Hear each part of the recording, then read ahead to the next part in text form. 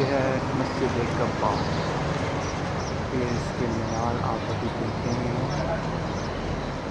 اسلام کی پہلی مسجد جس میں نوافل پڑھنے، 2 نوافل پڑھنے کا ثواب آپ صلی اللہ علیہ وسلم نے فرمایا ہے کہ جو ہے وہ ایک مقبول عمرے کے برابر ہے۔ وعلیکم السلام۔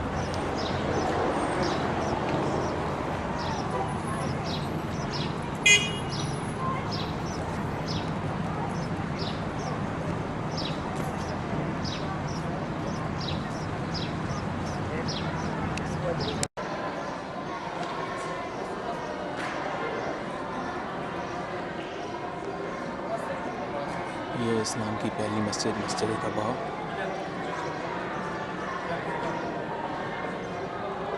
اس میں آپ صلی اللہ علیہ وسلم نے فرمایا تھا کہ جو بندہ 2 نوافل پڑھے گا اسے 2 مقبول حج و عمرے کا ثواب ملے گا۔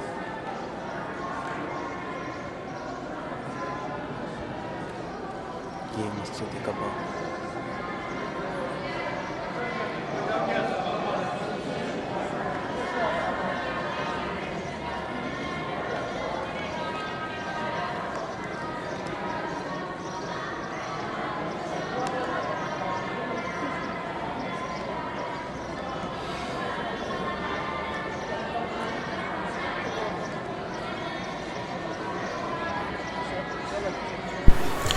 ابھی آپ سن رہے تھے طلوع بدر علینا، چھوٹے بچے جو ہے وہ پڑھ رہے تھے۔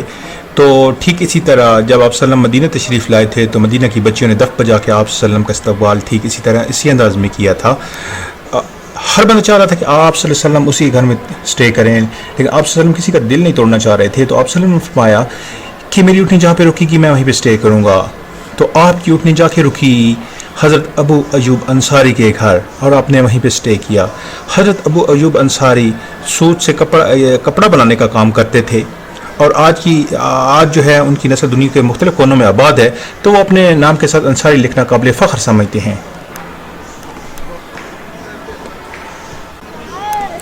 ابھی آپ ملاحظہ فرما رہے ہیں مسجد قباء کا انٹری گیٹ، اور اس مسجد کی اہمیت کا اندازہ آپ صلی اللہ علیہ وسلم کے اس قول سے ثابت ہے کہ مسجد قباء کے اندر 2 نوافل پڑھنے کا ثواب 2 مقبول حج و عمرہ کے برابر ہے۔ اور اہل محبت کے لیے یہ بات بھی کافی جو ہے نا امپورٹنٹ ہے کہ آپ صلی اللہ علیہ وسلم جن کے آنے سے یثرب مدینہ بنا، ان کا پہلا سٹے جو ہے وہ یہیں پہ تھا۔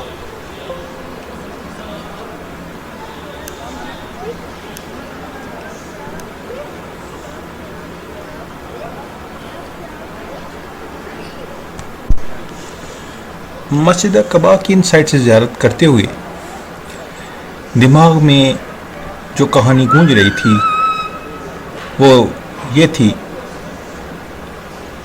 جو آج سے 1450 سال پہلے جب آپ صلی اللہ علیہ وسلم مدینہ تشریف لانے والے تھے اور وہاں کی جو سچویشن تھی، روز لوگ مکانوں کی چھتوں پہ چڑھ کے دیکھتے کہ آج آپ صلی اللہ علیہ وسلم تشریف لائیں گے، آج تشریف لائیں گے، اور شام کو جب سورج ڈوب جاتا تو وہ مایوس ہو کے چلے جاتے، گھر کے اندر چلے جاتے۔ تو ایک شام ایسا ہی ہوا، تو ایک رات جو ہے وہ اپنی چھت پہ چڑھا ہوا تھا، تو اس نے دور سے آپ صلی اللہ علیہ وسلم کی زیارت کی، قافلے کی زیارت ہوئی اسے، تو اس نے اونچی آواز لگا کے کہا کہ اے مسلمانوں دیکھو، جلدی آؤ، جس کا تم اتنی شدت سے انتظار کر رہے تھے وہ آ رہا ہے۔ تو یہ سن کے جو مسلمان تھے، مرد، بچے، بوڑھے، جوان، عورتیں، انہوں نے قافلے کی سمت دوڑ لگا دی کہ جو ہے نا وہ سب سے پہلے وہ جا کے آپ صلی اللہ علیہ وسلم کی زیارت کر سکیں۔ اور آپ صلی اللہ علیہ وسلم کی زیارت کے بعد ہر بندہ متجسس تھا کہ آپ صلی اللہ علیہ وسلم وہ کون سا خوش نصیب ہے جس کے گھر آپ صلی اللہ علیہ وسلم تشریف فرما ہوں گے۔ اور اللہ تعالیٰ کے حکم سے آپ صلی اللہ علیہ وسلم نے حضرت ابو ایوب انصاری کے گھر سٹے کیا، اور تقریباً ایک ہفتہ تقریباً وہ وہیں پہ مقیم رہے۔ اس کے بعد آپ صلی اللہ علیہ وسلم مدینے کے اندر تشریف فرما ہوئے۔ اور جس وقت آپ اسٹے کیا تھا وہیں پہ آپ صلی اللہ علیہ وسلم نے مسجد قباء بنوائی، اور یہ اسلام کی پہلی مسجد ہے۔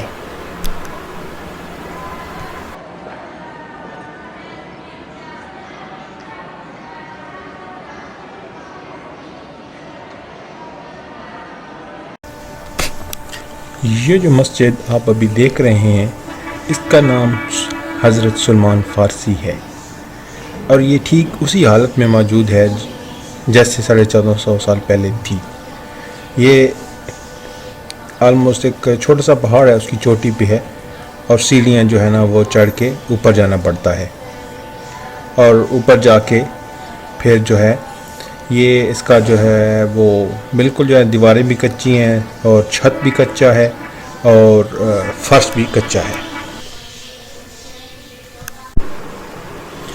اس وقت آپ مسجد سبع ستہ یعنی کہ 7 مساجد کا آؤٹ ویو دیکھ رہے ہیں، اور ابھی آپ دیکھ رہے ہیں مسجد سبع ستہ مساجد کا ان سائڈ ویو۔ تو یہاں پہ اس کی بیک گراؤنڈ ہسٹری یہ ہے کہ یہاں پہ پہلے 7 چھوٹی چھوٹی مساجد تھیں، جن کو بعد میں شہید کر کے ایک بڑی مسجد بنائی گئی، اور اس کا نام سبع ستہ مساجد کے نام سے رکھا گیا۔ یہ مسجد قبلتان کے تقریباً ساتھ ہی واقع ہے، اور اس کے ساتھ ہی پہاڑ کی چوٹی پہ مسجد حضرت سلمان فارسی بھی ہے۔ تو یہ مساجد جو ہیں وہ مدینہ سے تھوڑے ہی فاصلے پہ ہیں، تقریباً 1.5 کلومیٹر تقریباً اتنا ہی بنتا ہے۔ جیسا کہ آپ دیکھ رہے ہیں کہ ماربل کا کام بہت جو ہے نا دیدہ زیب ہے، اور ساتھ ہی آپ جو ہے فانوس دیکھ رہے ہیں، بہت خوبصورتی سے فانوس کو مسجد میں مزین کیا گیا ہے۔ مسجد کی انسائڈ کی زیارت کرتے ہوئے دماغ ماضی کی جو وہ تمام معاملات ہیں ان میں جو ہے نا پھر رہا تھا کہ یہاں پہ آپ صلی اللہ علیہ وسلم اور صحابہ کرام جو ہے وہ نماز پڑھا کرتے تھے۔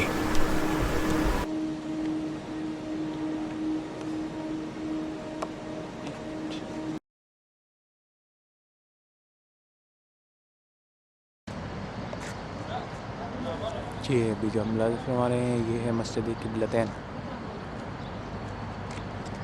یہاں پہ آپ سے نماز پڑھا رہے تھے، اور یہاں پہ ایک حکم آ گیا قبلہ تبدیلی کا، یہ وہ مسجد ہے۔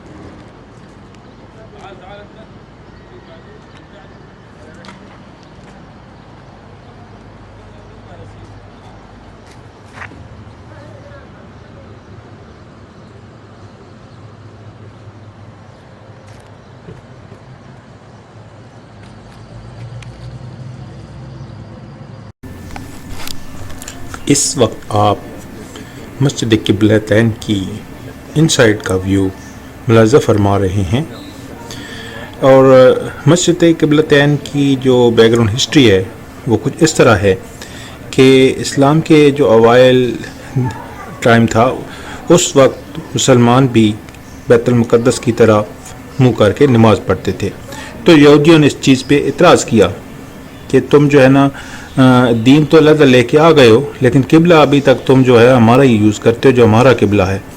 تو یہ بات آپ صلی اللہ علیہ وسلم کے دل کو گراں گزری، اور بحالت نماز آپ مسجد قبلتین میں نماز پڑھا رہے تھے، تو یہیں پہ حالت نماز میں جو ہے وہ وحی کے ذریعے آپ صلی اللہ علیہ وسلم کو قبلہ چینج کرنے کا کہا گیا، تو آپ نے حالت نماز میں ہی جو اپنا رخ ہے وہ بیت المقدس کی طرف سے پھیر کے خانہ پاک کعبہ کی طرف کر لیا، اور قربان جو صحابہ کرام پر انہوں نے بھی پھر بالکل لمحوں کی دیر نہیں لگائی، جیسے ہی آپ صلی اللہ علیہ وسلم نے اپنا رخ چینج کیا تو انہوں نے بھی پیچھے سے جو ہے نا آپ کی اقتداء کی، اور آپ صلی اللہ علیہ وسلم کی اقتداء کرتے ہوئے اپنا رخ جو ہے وہ کعبے کی طرف پھیر لیا.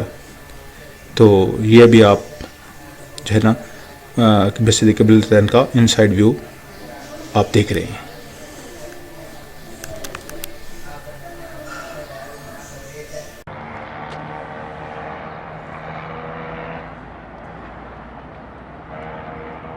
یہ ابھی آپ ملاحظہ فرما رہے ہیں اود پہاڑ، جس کے متعلق آپ صلی اللہ علیہ وسلم نے فرمایا تھا کہ اود پہاڑ ہم سے محبت رکھتا ہے اور ہم اود پہاڑ سے محبت رکھتے ہیں.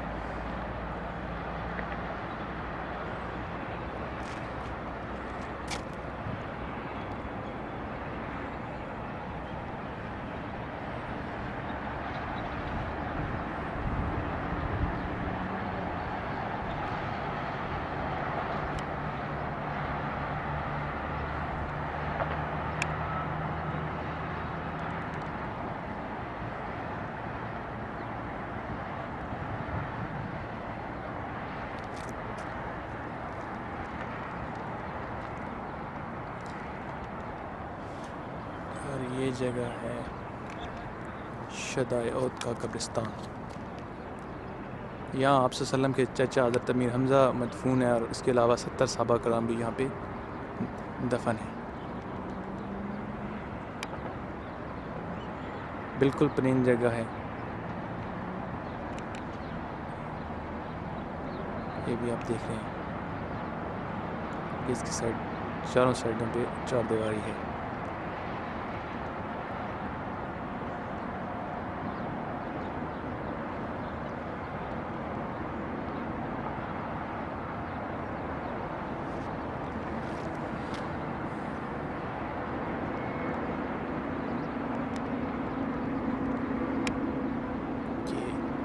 شہدائے احد.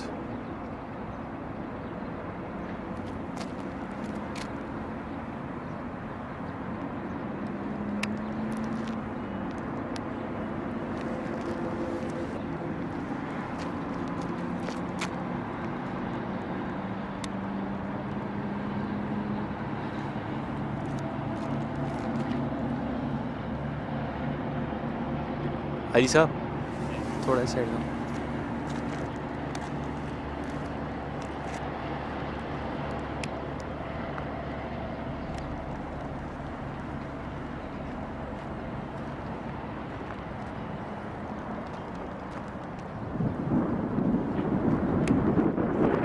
یہ ہیں جناب ہمارے حاجی سعید صاحب.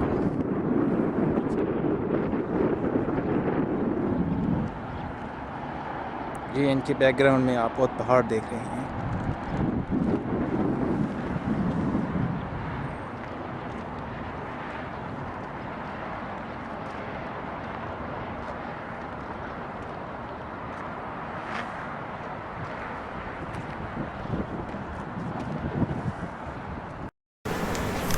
اس وقت آپ اود پہاڑ کا خوبصورت روح پرور منظر دیکھ رہے ہیں. یہ اس کا سائڈوں سے لیا گیا ویو، اور اس کے ساتھ ہی ابھی آپ بیک گراؤنڈ میں دیکھ رہے ہیں مسجد. اس مسجد کا نام ہے مسجد امیر حمزہ. اس مسجد کا نام حضرت امیر حمزہ کے نام پہ جیسے کہ ظاہر رکھا گیا ہے. یہ آپ صلی اللہ علیہ وسلم کے چچا تھے جو جنگ احد میں شہید ہوئے.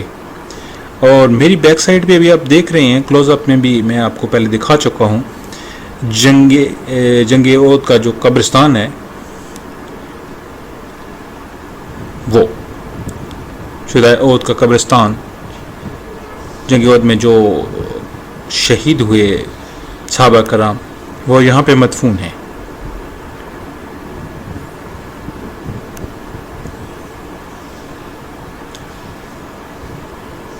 یہ اس کا چاروں سائڈ سے لیا گیا ویو. یہ مدینے سے تقریباً 2 سے 3 کلومیٹر کے بیچ میں اس کا ڈسٹینس بنتا ہے. یہ مدینے سے اتنی دور ہے.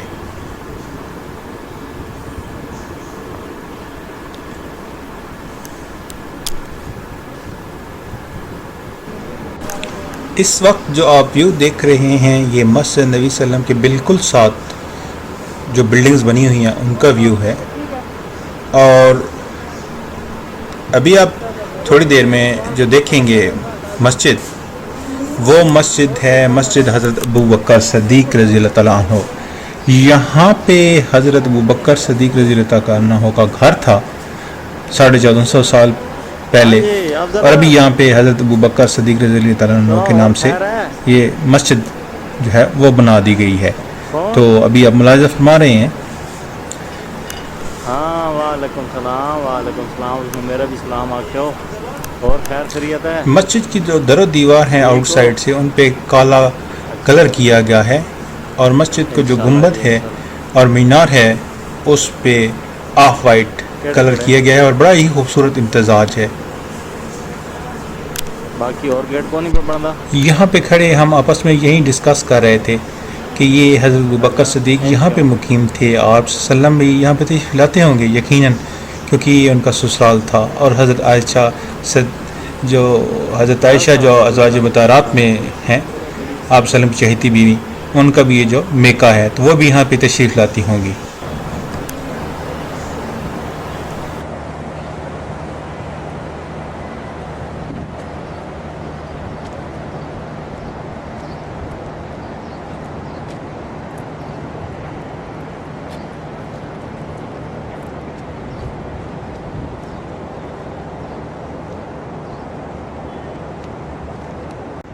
مسجد گمامہ، جس میں آپ صلی اللہ علیہ وسلم نماز عیدین پڑھایا کرتے تھے.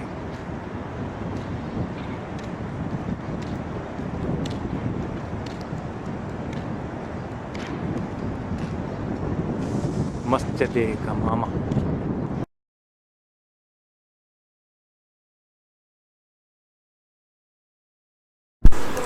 اس کے علاوہ بھی ابھی آپ جو ہے چند اور مساجد ملاحظہ فرمائیں گے.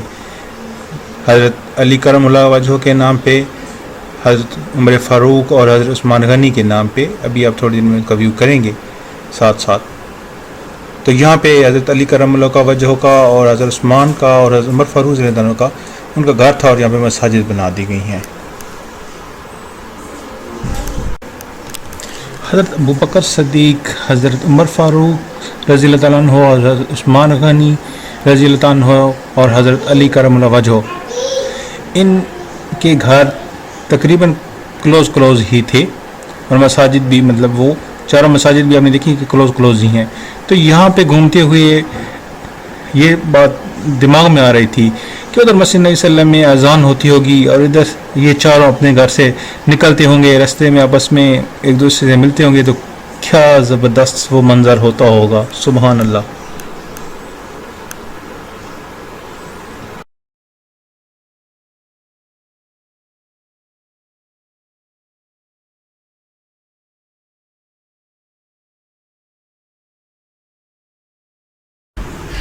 یہ جو بلڈنگز آپ ابھی دیکھ رہے ہیں، بڑی بڑی اونچی بلڈنگ خوبصورت سی، تو یہ مسجد نبی صلی اللہ علیہ وسلم کے ساتھ ہی ہیں، اور یہ بیسیکلی ہوٹلز ہیں، اور ماشاءاللہ بہت خوبصورت پیارے ہوٹلز ہیں مسجد نبی صلی اللہ علیہ وسلم کے ساتھ ساتھ.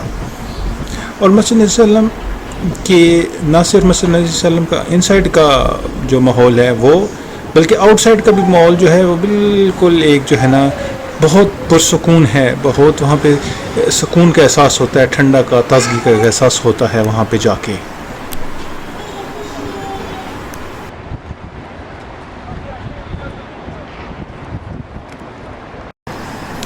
یہ بھی آپ جو ہے نا مسجد نبی صلی اللہ علیہ وسلم کے ساتھ جو روڈ بنے ہوئے ہیں ان کا ویو ملاحظہ فرما رہے ہیں، ساتھ میں آپ برج بھی دیکھ رہے ہیں.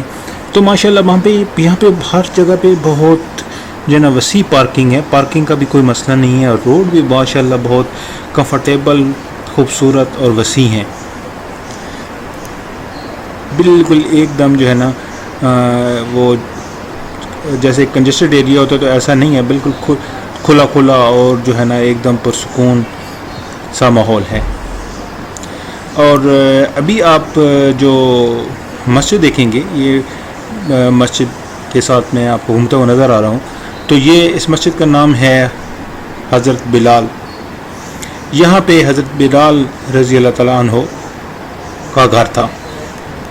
تو بعد میں پھر جو ہے یہ جو ہے یہاں پہ ان کے نام سے مسجد بنا دی گئی ہے. تو یہ آپ جو ہے حضرت بلال حبشی کے نام سے بنی ہوئی مسجد جو ہے وہ ملاحظہ فرما رہے ہیں، اور اس کے ساتھ آپ دیکھ رہے ہوں گے کہ کتنی کھلی جو ہے نا وہ پارکنگ موجود ہے۔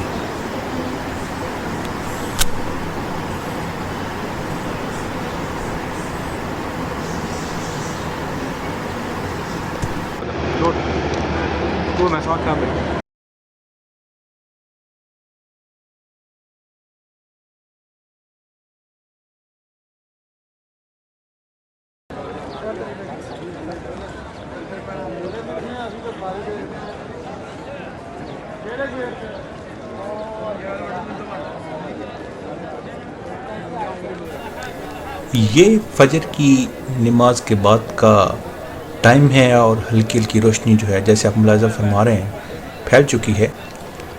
یہ جو گیٹ ابھی آپ ملاحظہ فرما رہے ہیں یہ مسجد نبی صلی اللہ علیہ وسلم کا ایگزٹ ڈور ہے جنت البقیع میں جانے کے لیے۔ مسجد نبی صلی اللہ علیہ وسلم کی انتہائی روحانی اور پرکیف صبح، دنیا کے مختلف کونوں سے آنے والے حاجی اپنے اپنے گروپس میں جنت البقیع کی سائٹ پر آ رہے ہیں اور آپ ملاحظہ فرما رہے ہیں۔ جنت البقیع میں انٹری کے لیے سیڑھیاں چڑھ کر اوپر آنا پڑتا ہے جیسے کہ آپ دیکھ رہے ہیں، اور ابھی آپ ملاحظہ فرما رہے ہیں جنت البقیع کا انٹری گیٹ۔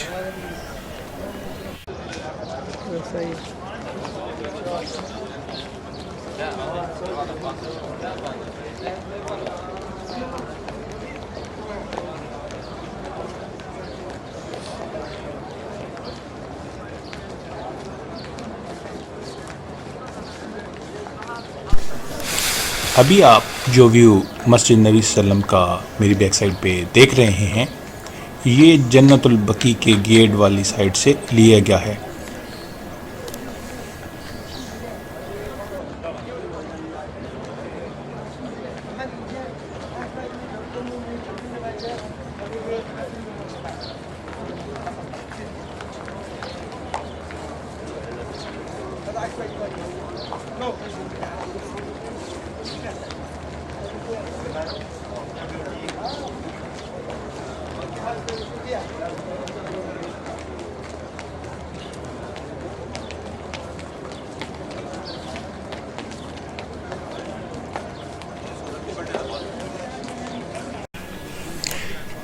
ابھی آپ جنت البقیع کا ان سائڈ کا ویو ملاحظہ فرما رہے ہیں۔